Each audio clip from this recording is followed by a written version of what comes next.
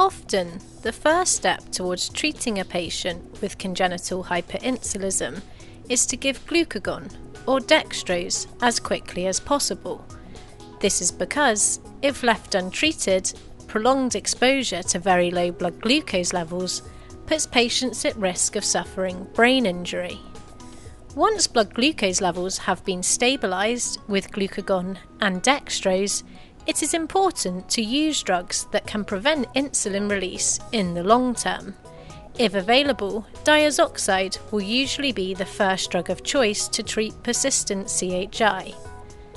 Given by mouth 2 or 3 times a day, diazoxide prevents insulin release by forcing the ATP-sensitive potassium channels, or KATP channels, in pancreatic beta cells to remain open.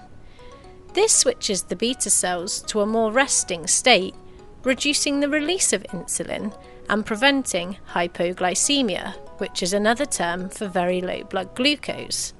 However, due to the complexity of CHI, a drug that works well in one patient will not necessarily work well in another.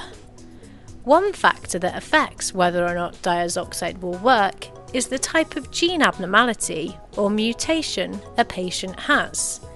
For example, diffuse CHI is most often caused by mutations in the ABCC8 and KCNJ11 genes that control how the KATP channel works.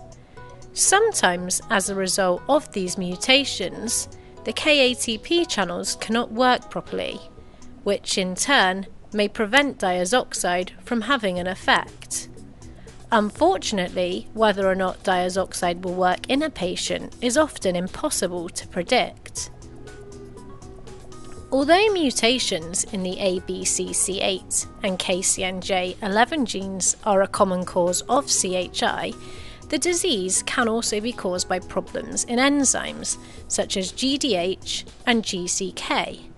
Diazoxide is usually very effective in treating these forms of CHI because here the KATP channels are not directly affected. Whilst diazoxide has many benefits, in some patients it may produce unwanted side effects, such as fluid retention. Fortunately, this can be counteracted with chlorothiazide, an oral diuretic drug given twice a day to promote urine production.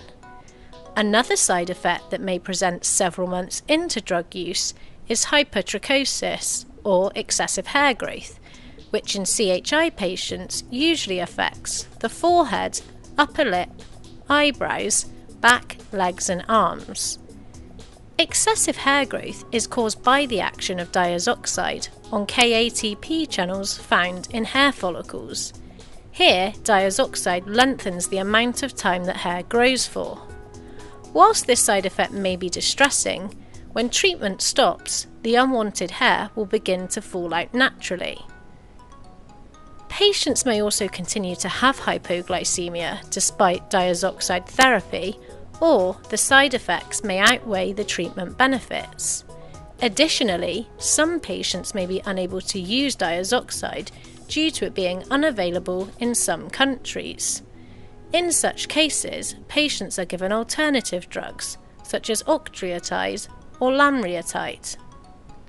Thank you for listening. If you would like any further information or support, please contact your local CHI service.